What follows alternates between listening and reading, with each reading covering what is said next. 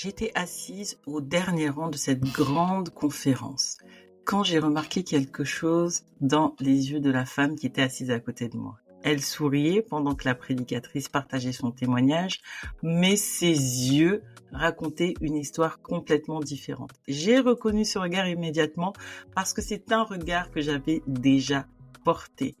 Ce mélange d'admiration et de dévastation, cette pensée silencieuse.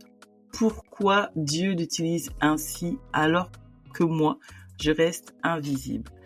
À la fin, elle s'est tournée vers moi et m'a chuchoté: j'étudie la Bible depuis 15 ans, je prie tous les jours, mais Dieu ne m'utilise jamais comme ça.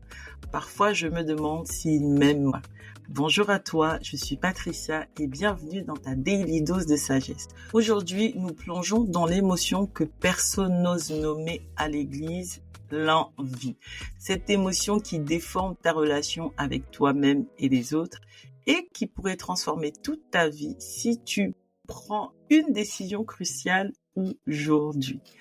L'envie est comme un miroir ensorcelé. Tu te regardes dedans et au lieu de voir qui tu es vraiment, tu ne vois que ce qui te manque. Tu as probablement déjà ressenti une de ces pensées.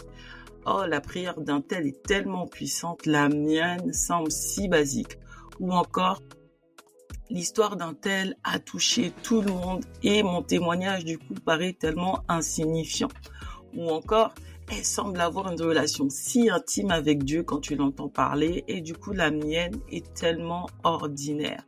J'ai accompagné Émilie qui servait fidèlement dans son église depuis des années.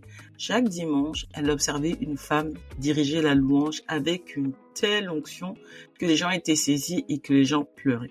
Et chaque dimanche, Émilie rentrait chez elle avec un mélange d'admiration et de honte.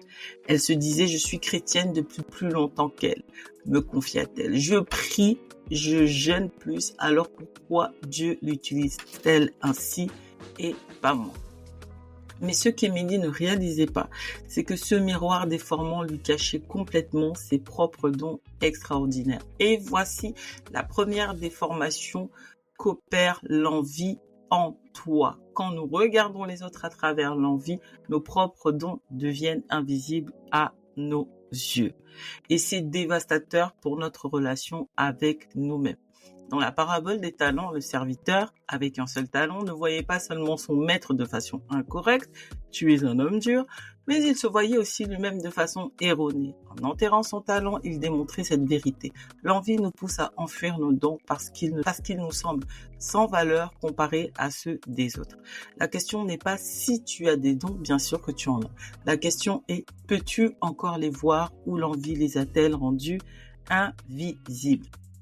La deuxième déformation qu'opère l'envie est encore plus dangereuse parce qu'elle transforme les autres, notre entourage, en rivaux. C'est-à-dire que véritablement tu entres dans une course avec les autres que personne ne court et que personne ne t'a même demandé de courir en fait. J'aimerais partager très rapidement le témoignage d'un homme de foi que j'ai connu et qui me dit ceci: quand le pasteur faisait l'éloge du ministère de quelqu'un d'autre, je souriais. Mais à l'intérieur, je mourais peu à peu. Et le pire, c'est que je ressentais un soulagement quand j'apprenais que cette personne avait échoué quelque part. Cette déformation transforme ton système de support, les gens qui sont là pour toi, pour t'aider, pour te propulser en un terrain de compétition. Et au lieu de te réjouir des dons des autres, tu calcules où tu te situes dans un classement totalement imaginaire. Cette convoitise, car c'est bien de cela qu'il s'agit, Dieu savait que ce désir, pour ce qui n'est pas à nous, détruit l'âme de l'intérieur. Et ne t'y trompe pas, les personnes autour de toi le sentent. Elles perçoivent cette tension même si tu ne dis rien. C'est une barrière invisible qui empêche la véritable communion et connexion. La troisième déformation qui opère l'envie en toi attaque le cœur de qui tu es. L'envie t'éloigne de ton authenticité. Claire m'a fait cette confession un jour. Je me surprends à utiliser des expressions que je n'utiliserai jamais naturellement quand je prie en groupe. Je dis, le Seigneur m'a montré, même quand ce n'est pas vraiment le cas, juste pour paraître aussi spirituel que les autres. Quand l'envie s'installe, nous portons un masque. nous adoptons des pratiques qui ne nous correspondent pas uniquement pour impressionner les autres. La convoitise a cet effet terrible, elle nous fait pas seulement désirer ce que les autres ont, mais elle nous fait abandonner qui nous sommes pour devenir une copie de quelqu'un d'autre. Et c'est là qui est la plus grande des tragédies, parce que comment les personnes qui nous correspondent peuvent nous reconnaître si nous présentons constamment une version modifiée de nous-mêmes. Voici maintenant le tournant critique. Tu te tiens, comme on pourrait dire, à la croisée des chemins avec deux options. Première option, continue à te comparer, laissant l'envie déformer ta perception et contaminer tes relations. Cette voie mène à l'épuisement, à l'isolation relationnelle et l'insatisfaction. Option 2, prendre une décision transformatrice qui peut changer toute ta vie dès aujourd'hui. Cette décision est simple mais ô combien puissante. Décide de voir tes dons uniques comme des ponts vers les autres plutôt que des sources de comparaison. Emilia a fait ce choix et sa transformation a été spectaculaire. Si tu choisis cette deuxième option aujourd'hui, voici 3 actions concrètes que tu peux faire. Premièrement, ce que je te conseille, prends un post-it et note sur ton post-it. Aujourd'hui, ma valeur ne vient pas de la comparaison, mais de mon identité en Christ. Tu prends ce post-it, peut-être que tu l'écris sur plusieurs post-it et tu le mets dans différents endroits, dans ta chambre, dans ta salle de bain, de sorte à ce que cette parole te parle chaque jour. Ensuite, utilise tes dons pour servir plutôt que pour impressionner.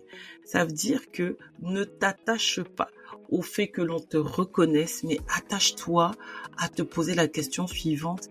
Comment est-ce que ce don et ce talent peut impacter de manière positive la vie des autres? C'est le chemin de la libération. Troisième action que tu peux mettre en place dès maintenant, prends intentionnellement des moments, des temps pour célébrer, pour reconnaître, pour rendre grâce à Dieu pour les dons, les talents, les grâces, toutes les capacités, toutes les qualités des autres plutôt que les tiennes. C'est le défi avec lequel je te laisse cette semaine. Et puis, tu peux faire aussi quelque chose de courageux. Choisis une personne dont tu as envié les dons et commence à construire une relation authentique avec elle, basée sur la complémentarité plutôt que sur la compétition.